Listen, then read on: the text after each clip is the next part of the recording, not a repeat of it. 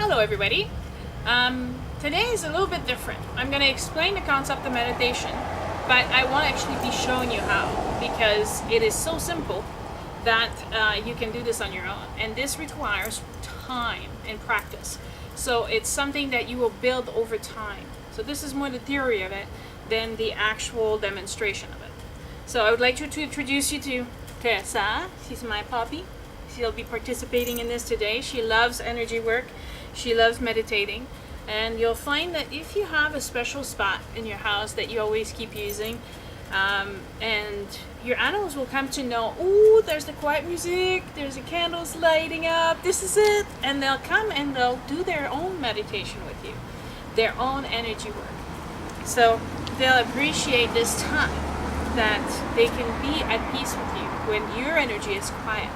The animals are very, very sensitive to our energies.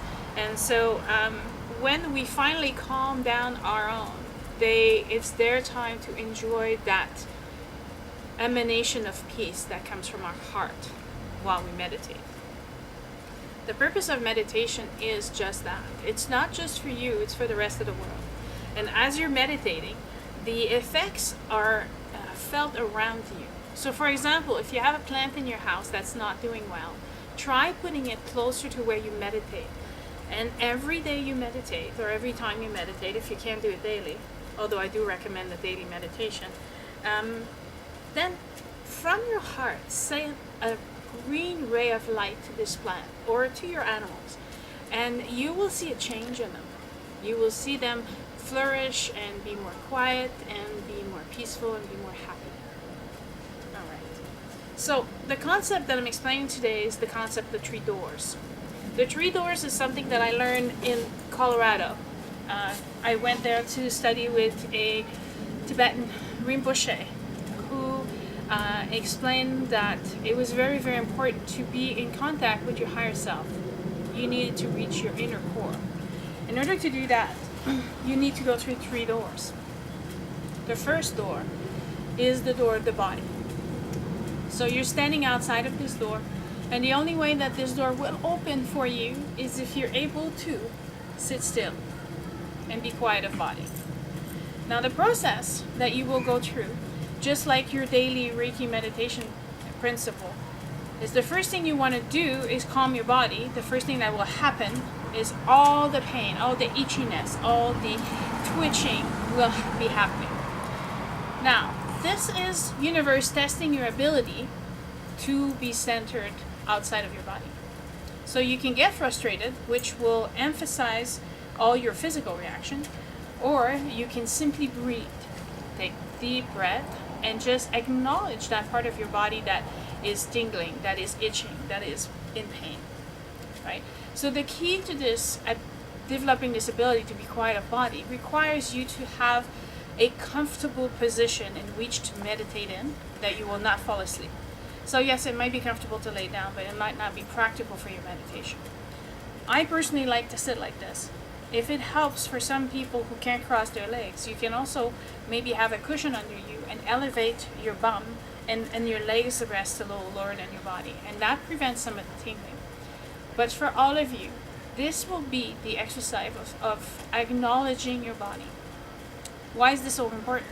Because we spend our lives blocking those signals, taking painkillers, and just pushing, working harder, and ignoring those symptoms of you're tired, you're exhausted, you're hungry. And we just keep pushing the limits of our bodies further and further and further up. We want to be spending this time listening to what your body has to say. Is your body tired? Is your body stressed? Is your body achy? Is your mind just, your head just so heavy on your shoulders? The only way you will quiet your body is to actually listen to it. Just like a nagging child who goes, "Mommy, mommy, mommy," until you finally turn around and say, "Yes, dear." What is it? Your body wants the same thing. So close your eyes and focus on your breathing alone. That's all I need you to do. And go through your body. Start with your toes.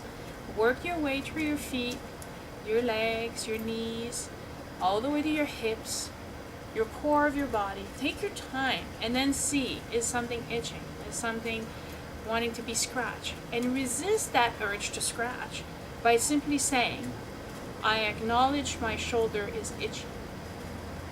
Miraculously, you will see the itch go away without having to scratch it. Your shoulder wants you to pay attention. There's something going on there. And then stay there. Now, when I studied with the Rinpoche, we had to sit like this for an entire 6 hours.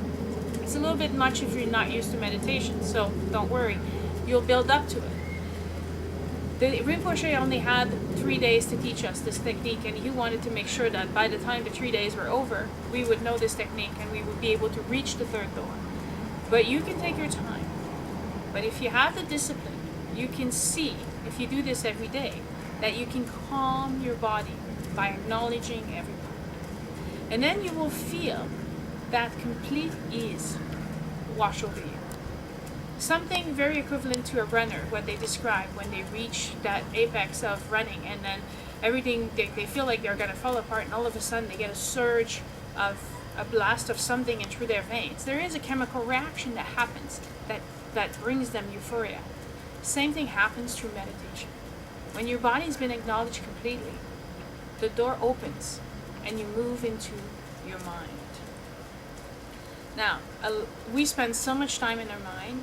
This is a really, really challenging place to be, because just like you need to quiet your body, you actually need to quiet your mind. Now, for a lot of people right now, you just want to shut this video off. I understand. Just don't listen to me.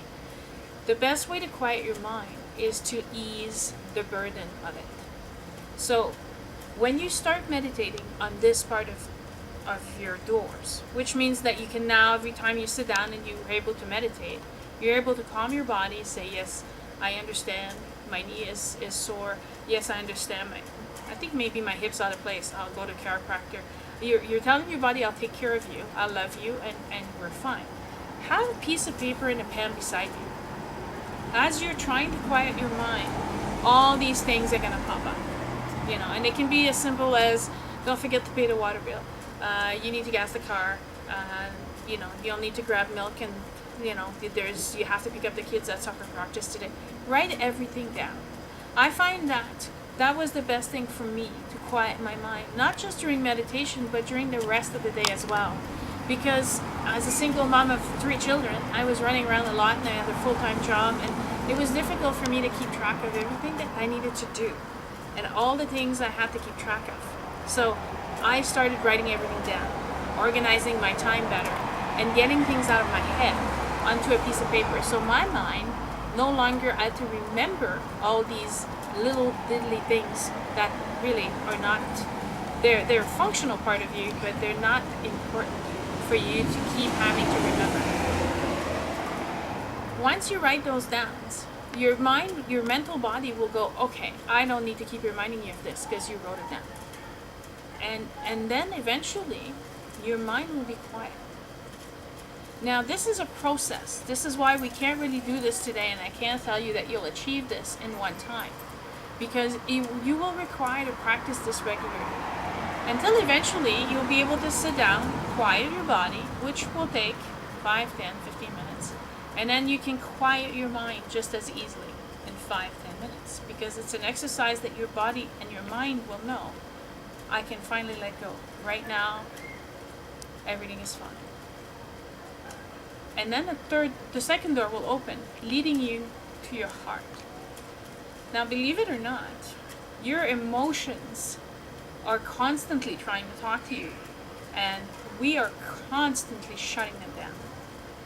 And this will be amazing, because the first time you try this, just like for your body and your mind, your emotions are going to get very loud. How do emotions get loud? Your emotions get loud by feeling, finally. And then you might start to cry, or you might start to laugh, or you might start to feel anxious. It's okay. Because what's important is that you need to acknowledge those emotions. Just like you needed to acknowledge your knee or your hip as a part of you as being in pain or strained, or, and acknowledge all your mental thoughts and your mental body telling you, remember this, remember that, and think about this and think about that. Your emotions are finally going to be able to say, hey, you're upset about this. Hey, you're actually you know, you're hiding behind this fear. Hey, you know, you really need to deal with this grief you're feeling. You need to put this to rest. So it's an actual very emotional time. The same way you acknowledge your body by not scratching it, but acknowledging the hitch is there. You acknowledge your emotion by saying, yes, I am happy, I am sad, I am anxious, I am afraid. Yes, I'm feeling these things. Because for your emotional body to quiet down, you need to be in control of this body and know what it's saying to you, so that it doesn't keep sending you the same message over and over and over, catching you inside of a tornado that never stops. If you listen to your emotions regularly, and you can do this through journaling, you can do this through meditating, there's multiple ways to you to be honest with your emotions, you will see the third door open for you. And the third door is when you reach deep inside at the very core of your soul, and you meet your inner child. This is the incarnation of who you are. This is who you truly are. Now, Rinpoche had a wonderful mother, and he says, oh look, it's like being greeted by your mother, but some of us didn't always have the most wonderful parents, and the image of a parent is not always as soothing as we might like. The image that I saw was my adult self embracing that child self. We were reunited together, this child being with the being that I am today. The child that was perfect, that was imaginative, creative, the one that was naive and happy, and the one that didn't trouble itself with all the different problems of the world. Reunited with me today, who's been hurt, who's had to grow, who had difficult experiences. And finding that peace and being finally joined together and being a part of one rather than separate. Yes. And so, spend some time here. This is the goal, that if you practice the three-door meditation, that's the three-door meditation, although requires a lot of practice. You can practice silencing your body through other daily meditation. You can practice silencing your emotion and acknowledging those emotions and silencing your mental by using a lot of other tools during your day. But doing this type of meditation is very soothing. There's a great benefit into it. And this is the time for you to be able to heal old wounds from your childhood. This is a time where you'll see a memory that's very old, and you'll be able to hug it, send it love, and heal that. Not requiring anybody else but universe energy and yourself. Going back in time to this young child, reintegrating that child into yourself. If you have questions about this type of meditation, please feel free to call me or leave messages, and I'll keep track and I'll be able to answer you. And hopefully this brings you the inner peace that it brought me. Thank you.